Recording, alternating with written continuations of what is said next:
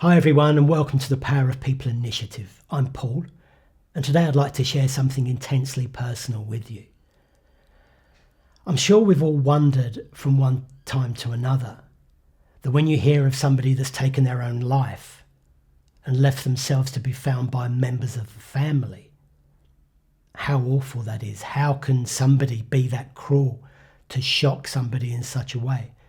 Now, I believe that I have an understanding based on something that happened to myself.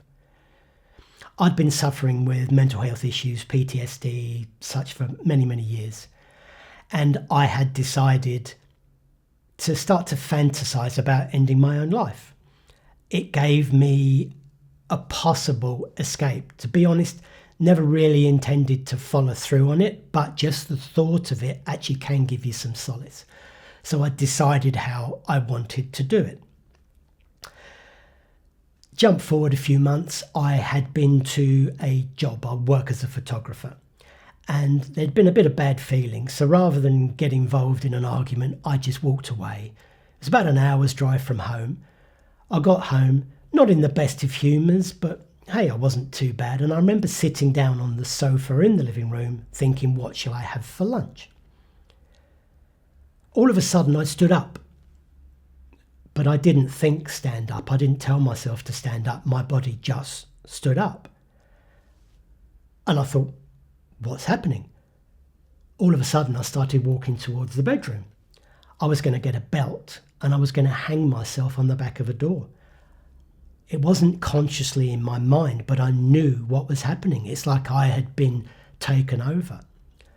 I started pleading with myself, saying, well, what about my parents? What about the people that love me? Nothing was stopping this. I spent many years as a fighter, so I know about conflict.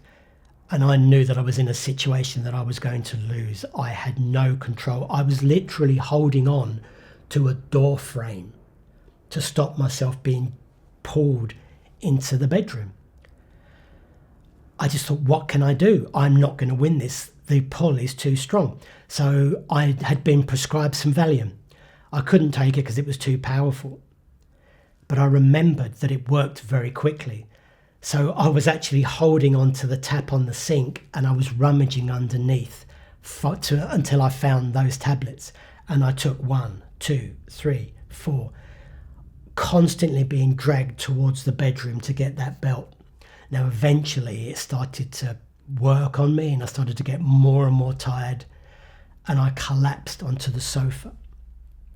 Now, I can remember waking up on that sofa face down, but not wanting to move.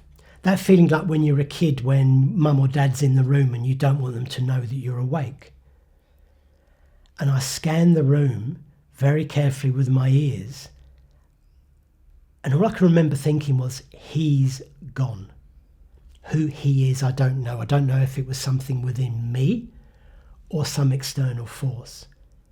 But all I know is it was a battle that if it had not been for the Valium, I would never have won and I would not be here talking with you today.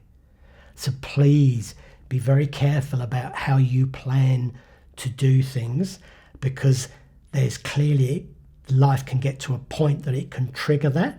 And whether it is yourself or an outside force, it can take you down that road. So please be very careful what you think about.